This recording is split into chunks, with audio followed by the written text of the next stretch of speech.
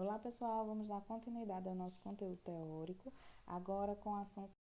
Nós já vimos a parte física, química e agora vamos ver a sedimentoscopia ou microscopia. Da microscopia ou sedimentoscopia, é necessário que a gente promova uma homogeneização adequada nessa amostra de urina, que a gente faça a transferência para um tubo cônico ou tubo de centrífuga, que pode ser de vidro, pode ser de plástico, tá? De aproximadamente 10 ml, mas isso vai depender muito do tamanho do seu tubo. Tem tubo de 12, tem tubo de 15, não é problema, tá? Vamos realizar uma centrifugação durante 5 minutos de uma centrifugação a 1.500 ou 2.000 RPM, tá? Não menor que 1.500, não maior que 2.000. Maior que 2.000 pode degradar alguma partícula existente e menor que 1.500 não vai ser suficiente. Após a centrifugação, vamos eliminar, nesse exemplo, 9 ml, né, de sobrenadante. O importante é sabermos que a gente vai deixar mais ou menos 1 ml de sedimento, tá? Aproximadamente a largura de um dedo. Então, se o seu tubo for de 15 ml, você vai desprezar de sobrenadante 14 ml, ok? Desse sedimento, vamos homogeneizar e retirar o material para análise. Para a gente expressar o resultado dos elementos visualizados na sedimentoscopia, podemos expressar na forma de campo, por mililitro e em termos qualitativos. Para expressar resultados em campo, a gente pode realizar em lâmina de vidro, que é a metodologia mais utilizada pelos laboratórios. Transferir uma gotinha do sedimento pós-centrifugação, colocar uma lamínula, tá? Que a lamínula adequada para uso é aquela pequenininha, quadradinha, 22 por 22 milímetros. E a gente vai realizar a contagem de todos os elementos existentes nos 10 campos, tá? Ao final da contagem de 10 campos, é feita a média de cada um desses elementos visualizados. E essa média é relatada no resultado final como o valor, né, o número encontrado desse elemento por campo. Vamos também utilizar a câmara de Neubauer. Utilizando a câmara de Neubauer, a gente pode fazer a contagem em apenas um quadrante, daquele quadrante que é destinado para a contagem de leucócitos na hematologia, tá? Se a gente resolver utilizar apenas a contagem de um único quadrante, nós vamos multiplicar o valor de cada um dos elementos encontrados por 1.000.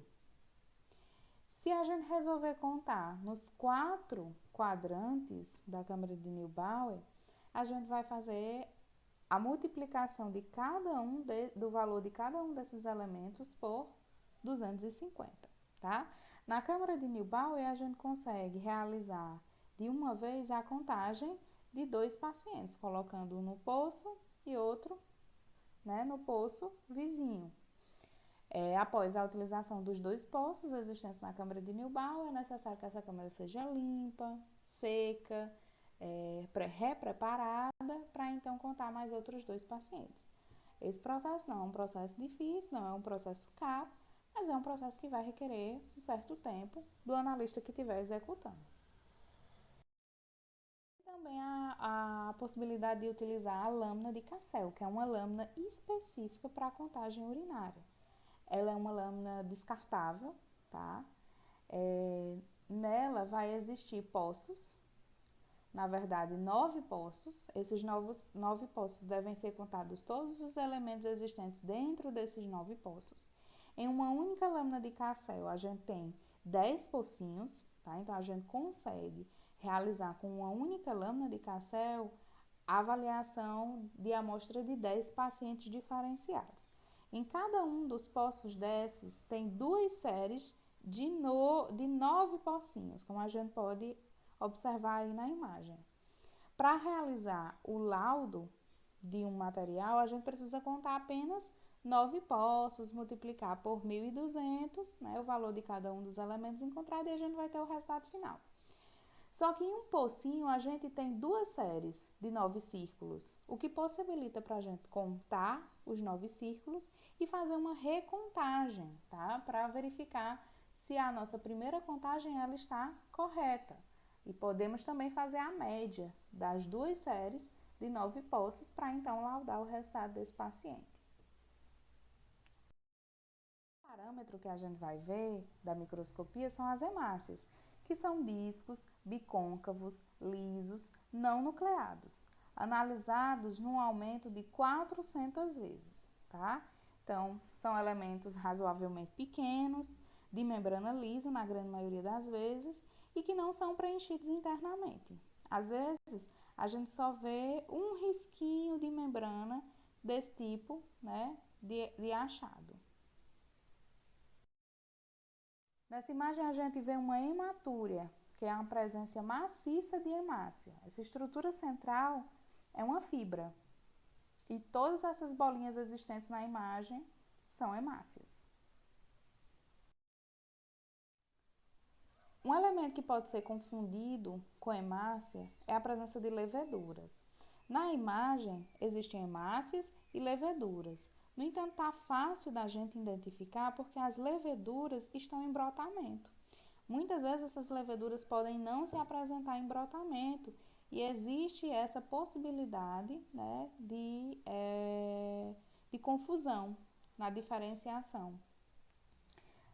Um bizu de bancada, para a gente conseguir diferenciar levedura ou hemácia, é a utilização do ácido acético a 2%. O ácido acético, quando em contato com hemácias, ela vai promover a lise dessas hemácias. Já a levedura, ela não vai promover nenhuma alteração.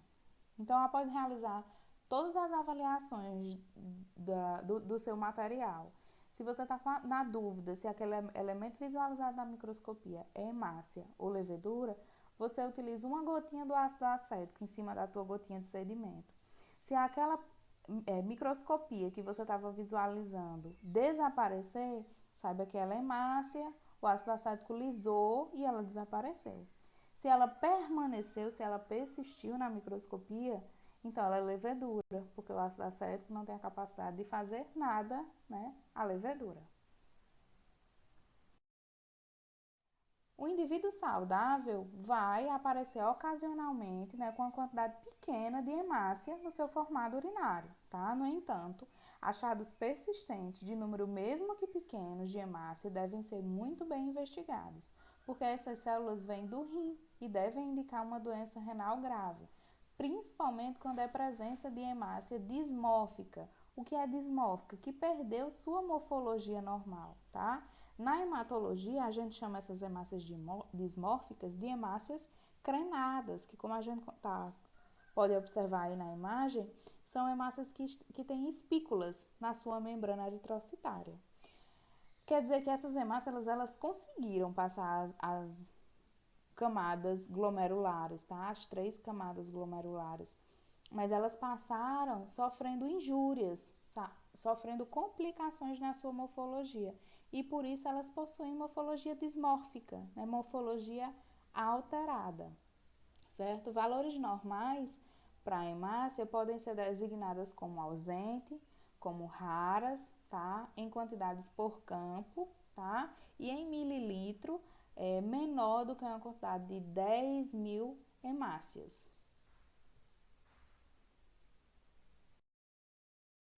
A presença de glóbulos vermelhos na urina está associados a danos glomerulares, lesão vascular dentro do trato geniturinário causados por trauma, infecção ou inflamação aguda e coagulopatias. Tendo cuidado, tá? A presença de hemácias ela também pode ser causada por uma contaminação. Bem comum é o fluxo menstrual. Por isso é importante a gente instruir a nossa paciente que após 3 dias do último dia de menstruação é que ela vai poder coletar essa urina. O parâmetro que a gente pode falar são os leucócitos, que são maiores do que os glóbulos vermelhos e também devem ser observados em um aumento de 400 vezes. A diferença do leucócito para a hemácia, além do tamanho, é que o leucócito é como se fosse preenchido internamente, que nada mais são do que os grânulos leucocitários existentes e que a gente consegue visualizar. Então, tá aí essa imagem que a gente consegue diferenciar as hemácias e os leucócitos, né? Os leucócitos eles são maiores do que essas hemácias e a gente consegue ver um preenchimento dentro dele, como se fosse uma poeira, que na verdade são os grânulos, tá? Essa estrutura maior aí é um cristal, que a gente vai ver um pouco mais lá na frente. Os leucócitos eles podem originar-se de qualquer parte do trato geniturinário. Um aumento nos leucócitos urinários é chamado de piúria e é indicativo da presença de uma infecção ou uma inflamação no trato geniturinário. Todo mundo tem leucócito no seu formato urinário, mas isso em pequena quantidade, tá? Eles são determinados como raros. O valor normal de leucócito por campo até 5 por campo, certo?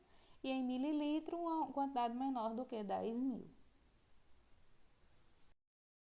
Aí uma visualização de uma situação de piúria, tá? A presença de grande quantidade de leucócitos e eles ficam até em níveis diferenciados. Se a gente tivesse um micro aqui, né, para dar leves toques nele, a gente conseguiria ver que esses leucócitos eles estão em camadas diferentes. Quando a gente mexesse no micro, a gente conseguia ver diferentes leucócitos em níveis diferentes dessa lâmina.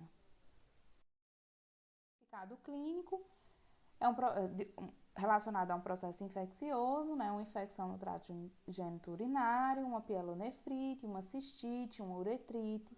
Processos não infecciosos, glomerulonefrite aguda, nefrite lúpica, acidose tubular renal, situações de desidratação, estresse e na irritação não infecciosa de uréter, bexiga ou uretra. Outro parâmetro são as células epiteliais. As células epiteliais presentes na urina podem ser originadas de qualquer sítio do trato urinário. Existem 3 tipos de células, que são as epiteliais escamosas, as de transição e as epiteliais renais. Primeiramente falando das escamosas, que são as mesmas células que vocês veem lá na citopatologia, tá? São células grandes, achatadas e de morfologia irregular. Possuem pequenos núcleos centrais e citoplasma abundante. São encontradas na uretra e na vagina, tá? São as mais comuns, praticamente todo o formato urinário vão as possuir e elas não têm importância clínica. Epiteliais de transição podem ser esféricas, piriforme ou podem apresentar projeções. Ocasionalmente, essas células contêm até 2 núcleos e revestem desde a pelve renal até a porção superior da uretra. Em pequena concentração, esse tipo celular no formato urinário ela também não tem nenhuma importância clínica, mas um achado aumentado da presença dessas células, elas podem representar uma descamação excessiva a nível de pelve renal e de porção superior da uretra. As células epiteliais tubulares renais contêm grandes núcleos esféricos, podem ser achatadas, cuboides ou colunares e contêm grandes núcleos esféricos. Elas sempre têm importância clínica, normalmente não é para ela estar presente no formato urinário. As células epiteliais, elas são determinadas no laudo do paciente com termos qualitativos. É feita uma escala, né, de quantidade desses elementos presentes em cada campo, ou quantidade no geral, e é determinado um termo qualitativo para expressar a quantidade desse elemento no formato urinário. Ausente, quando não se apresenta, raras, quando esse elemento está até 3 por campo, algumas quando tem de 4 a 10 por campo e abundante acima de 10 por campo. Também pode ser utilizado o termo de incontáveis, quando esse elemento tomar de conta de toda a lâmina que impossibilitar a visualização de outro elemento.